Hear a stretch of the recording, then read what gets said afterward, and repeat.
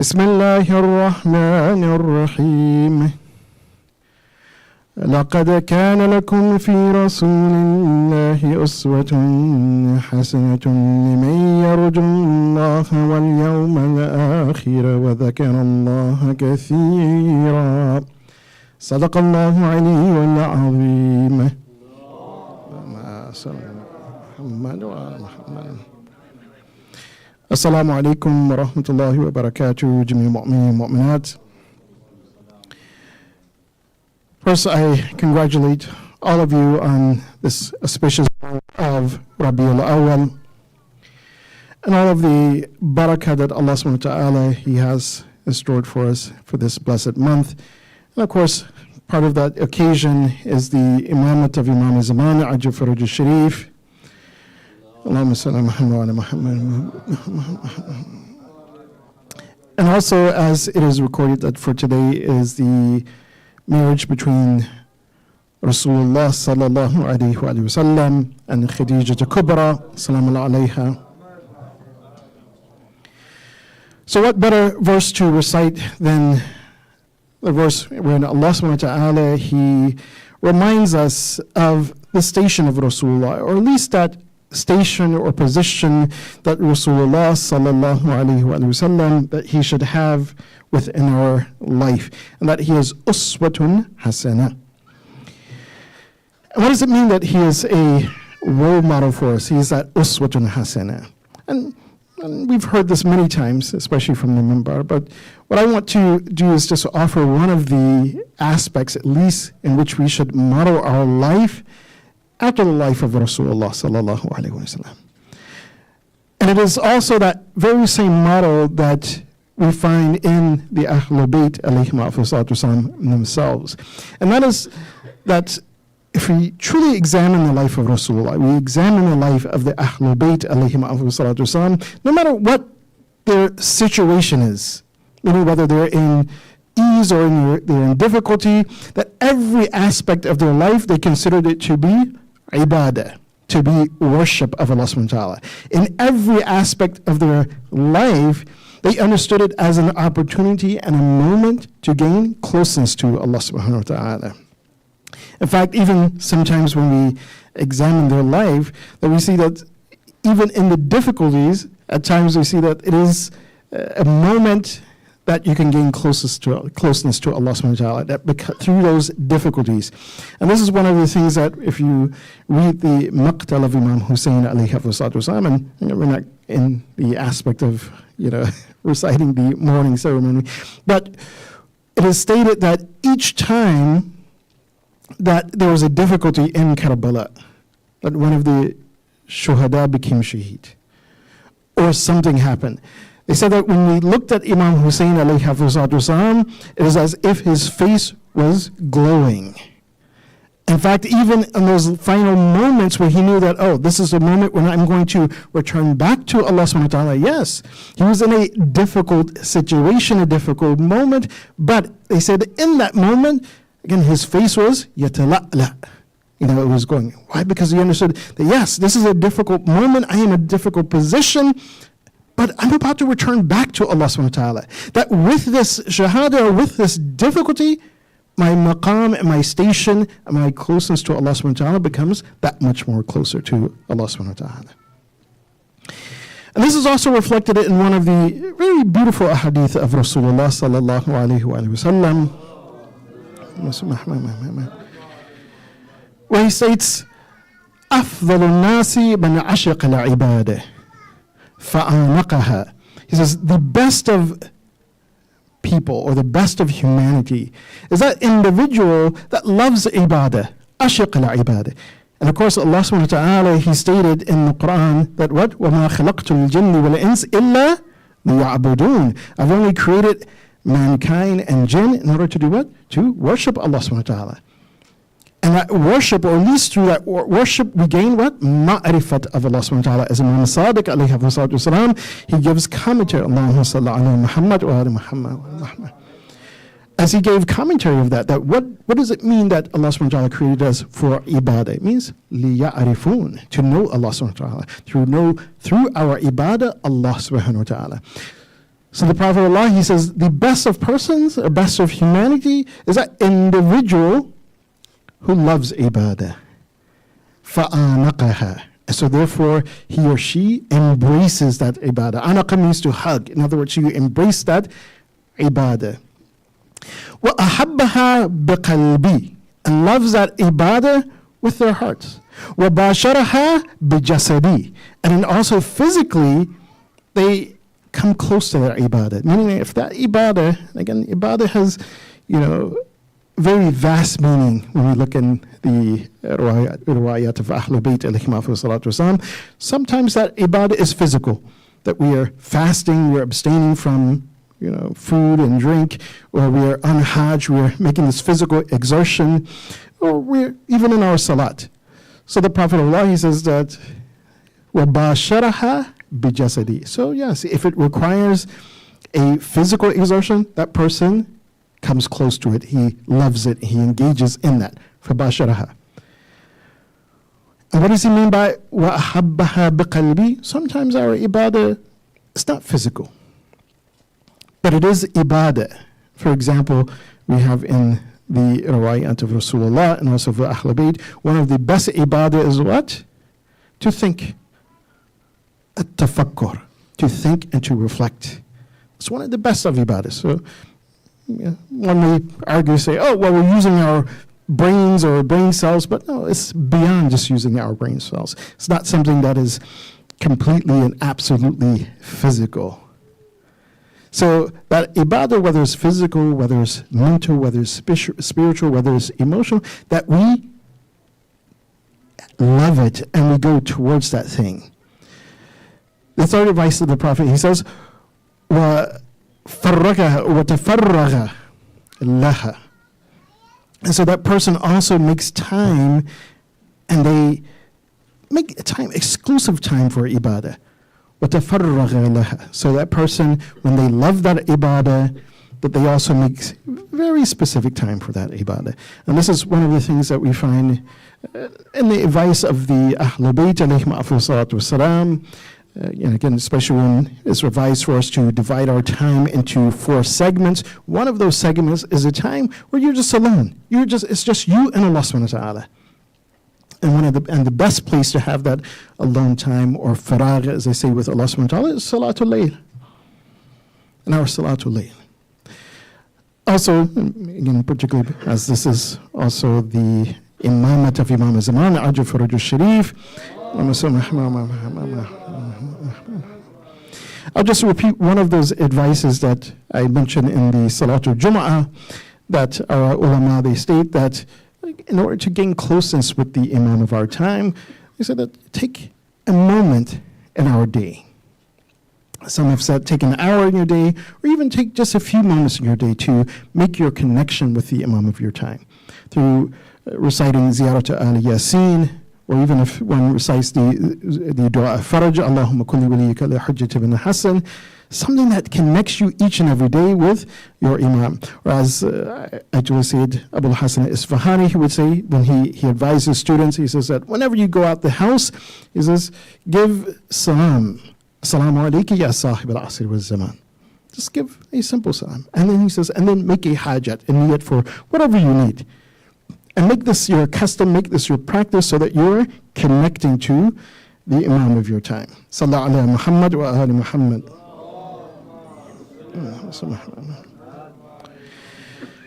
And when we make that time alone, as the Prophet of Allah sallallahu alaihi wasallam, he states, وَتَفَرَّغَ لَهَا فَهُوَ لَا يُبَالِي هو لا يبالي على ما أصبح من الدنيا على عسر أو على يسر.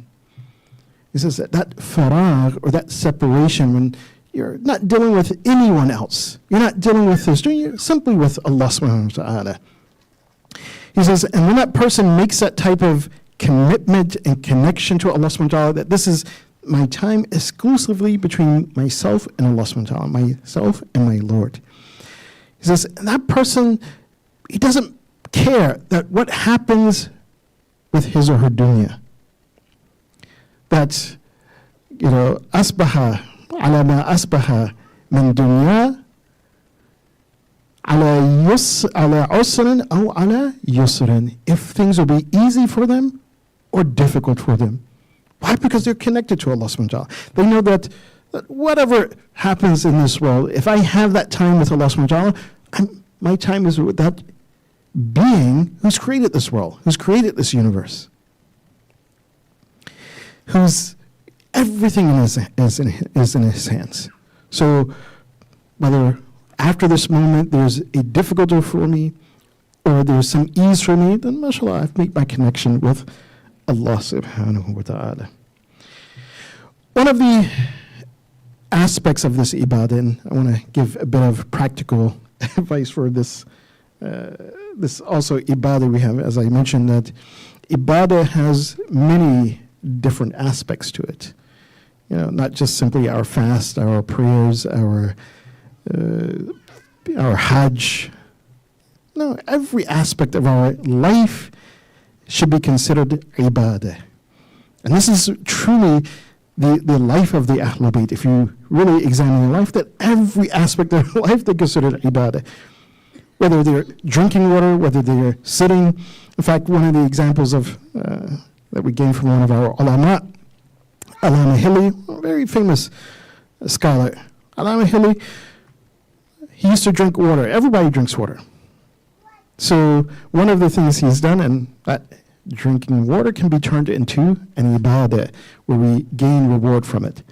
Because drinking water, if you look at the ruling of it, is mubah, means permissible. That thing which is mubah means that you don't gain any reward from doing it, nor do you incur any sin from not doing it. Mubah. You do it if you want. If you don't want, then you don't have to do it. But Allama Hilli, what did he do? He says he made it obligatory upon himself. He says he made an oath. He made a vow. He says, I swear by Allah, every time I drink water, I will give salutations and a salam upon Imam Hussein alayhi salatu wasalam.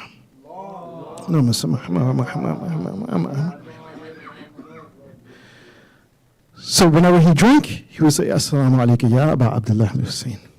And of course, this is one of the things that is recommended within our school of thought. In Sakina, she had that dream. She says that whenever the Shia of Muhammad wa Ahl Muhammad, they drink water, then they should give that salawat. Again, that salawat is mustahab in and of itself. Okay, meaning that if you drink water, which is mubah, you didn't give the salawat, no problem. You didn't get any reward. If you did do the salawat, then you get reward.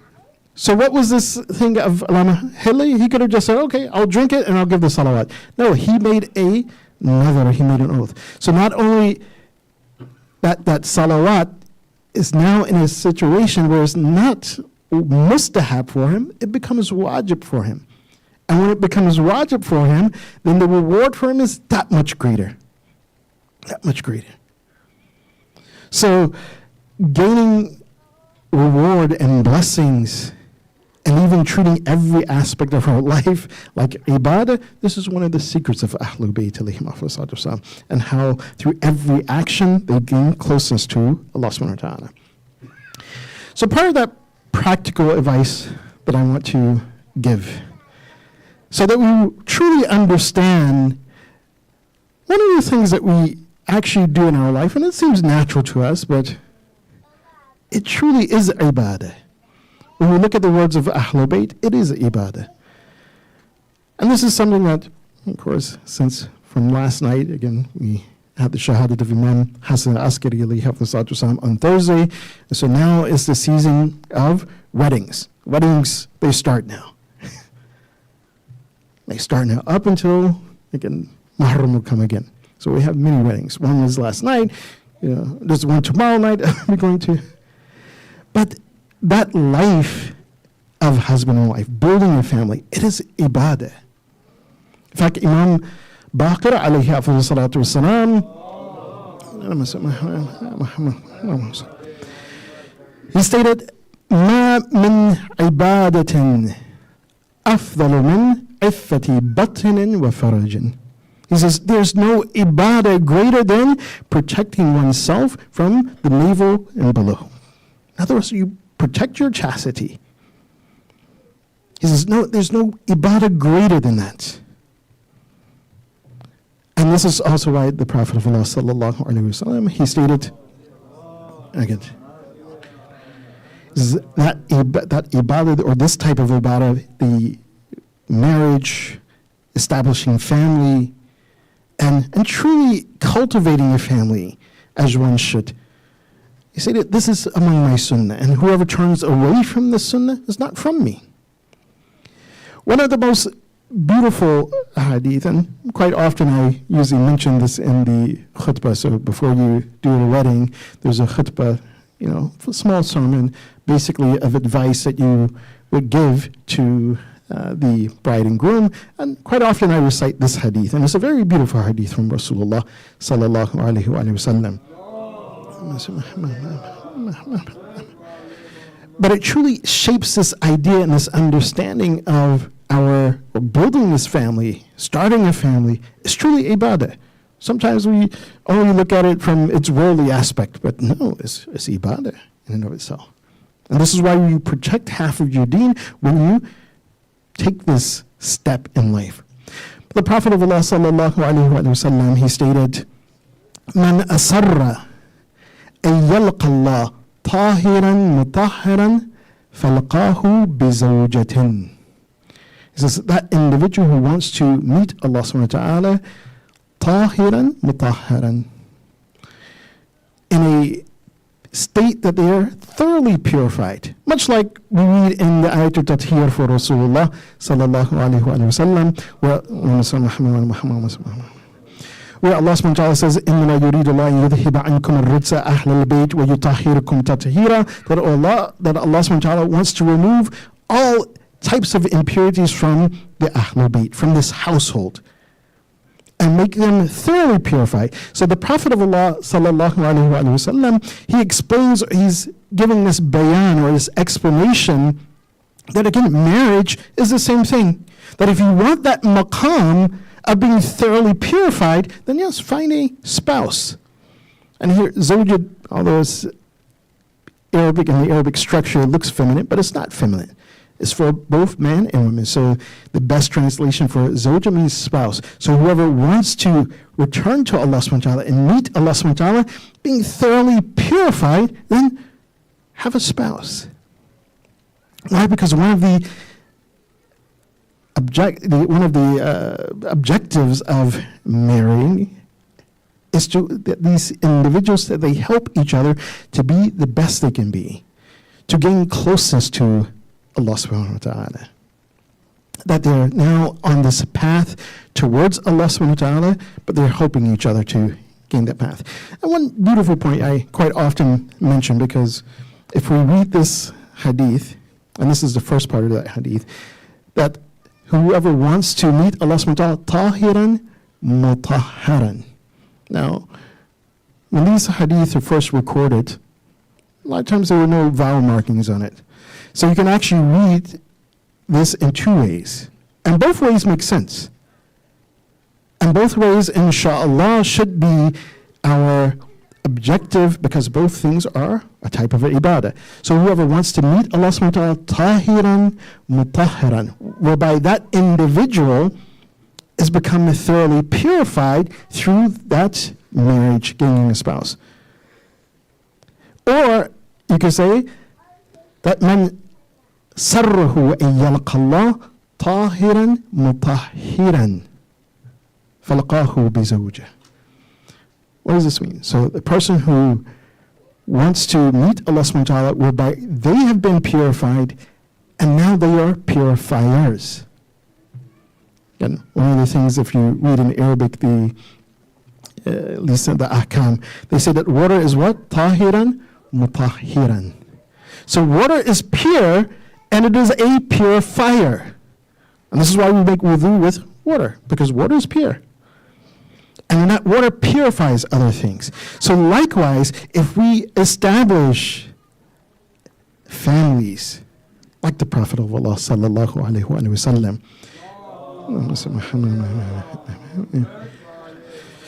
in his marriage to Khadija, if we establish those families like the Ahlul Bayt, alayhim afdal salatu, not only will we become purified, we will save half of our deen, or inshallah, our complete deen. Half of it means that the other person is helping you. Yes, you have to do your own work, but that other person helps you to make your deen complete. But then you will become purifiers. Purifiers for what? For the society. If we look at one of the ills of not only this society, almost every society today, one of the ills is what? With the family structure and the relationships that happen between human beings, men and women, in this society and every single society. So, but if we establish that household, that unit correctly, not only will we be pure, we'll be purifiers. Not only are we engaging in ibadah, but we're encouraging others to engage in that ibadah which we should have. Sallu ala Muhammad wa ala Muhammad.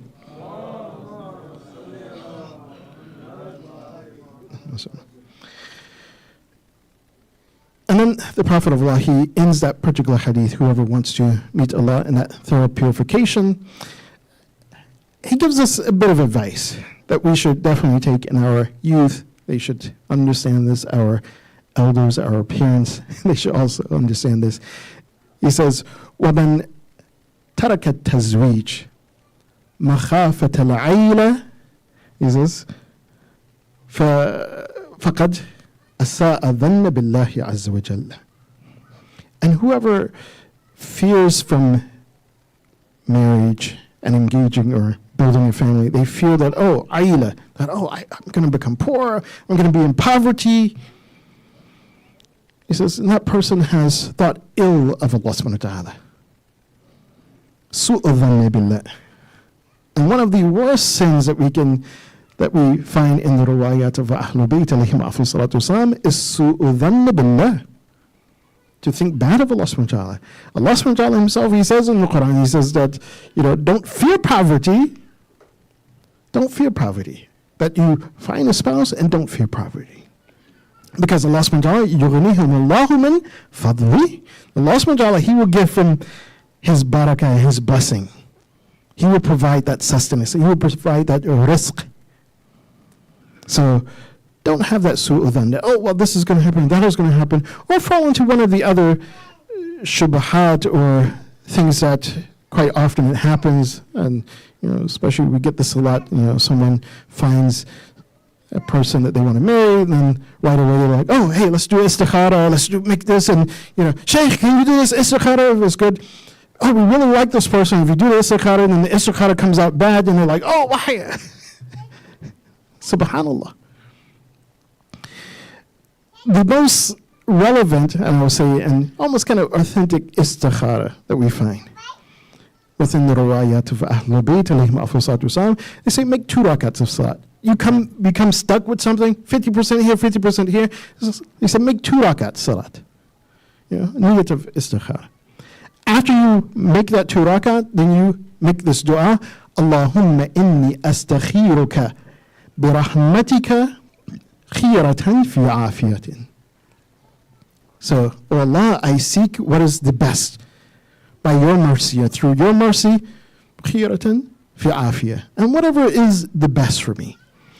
Then you choose whichever one of those actions you want to choose.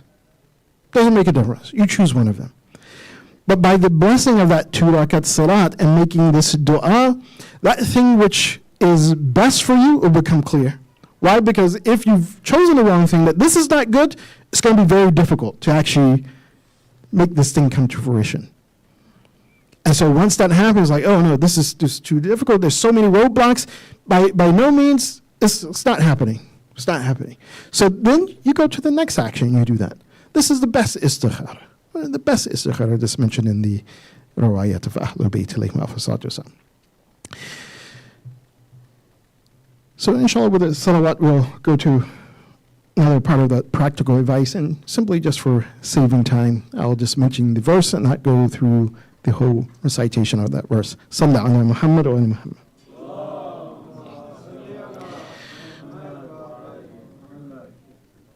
In verse 29 of Surah Al-Qasas,